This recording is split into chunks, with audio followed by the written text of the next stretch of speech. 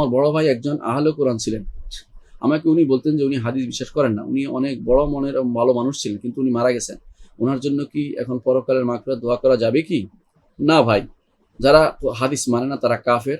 এদের থেকে দূরে থাকতে হবে। কোরআন এবং হাদিস দুটোই মানতে হবে। আল্লাহকে মানতে হবে, রাসূলকে মানতে হবে, আল্লাহর বাণী মানতে হবে, রাসূলের বাণী মানতে হবে। রাসূলের বাণী মানার ক্ষেত্রে তার যদি কোনো সমস্যা থাকে জিজ্ঞাসা করে নিবে আলেমকে। যত ভালো মানুষই থাকুন না কেন, তিনি যদি কোনো হাদিস অস্বীকারী হন, হাদিস বিশ্বাস করেন না হন, তার জন্য আপনি কোনো দোয়া করতে পারবেন না। তার জন্য কোনো তার জানাজায় শরীক হতে পারবেন না।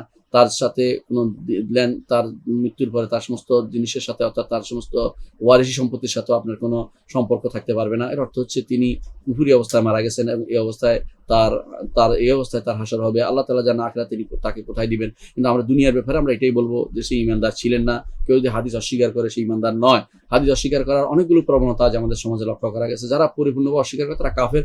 আর যারা হাদিস কিছু মানি বলে যে আমরা হাদিস মুতাওয়াতির মানি, আহাদ মানি না, তারাও চলতে পারবে না, তারাও মিথ্যুক, তারা বিহুদা কথা বলে। মুতাওয়াতির মানি, আহাদ মানি না, এই ভাগটা পরবর্তীতে আসছে। এটা সাহাবায়ে কেরামের যুগে ছিল না, তাবেঈনদের যুগে ছিল না। পরবর্তীরা যখন এটা বুঝার জন্য করেছে ভাগ, বুঝটাকে নিয়ে আগের কোরআন এবং সুন্নাহর ভিতরে ঢেলে দেয়া এবং মানা এটা কিন্তু কুফরি। যদি ইচ্ছা করে কেউ যদি কোনো হাদিস সহিহ হাদিস থেকে না মানে এবং সেটাকে রাসূল সহিহ হাদিসে মানতেছে না মেনে আমল করবে না, মানবে না, সে ব্যক্তি কিন্তু তার ঈমানের ভয় রয়েছে, ঈমান চলে যাওয়ার সম্ভাবনা রয়েছে।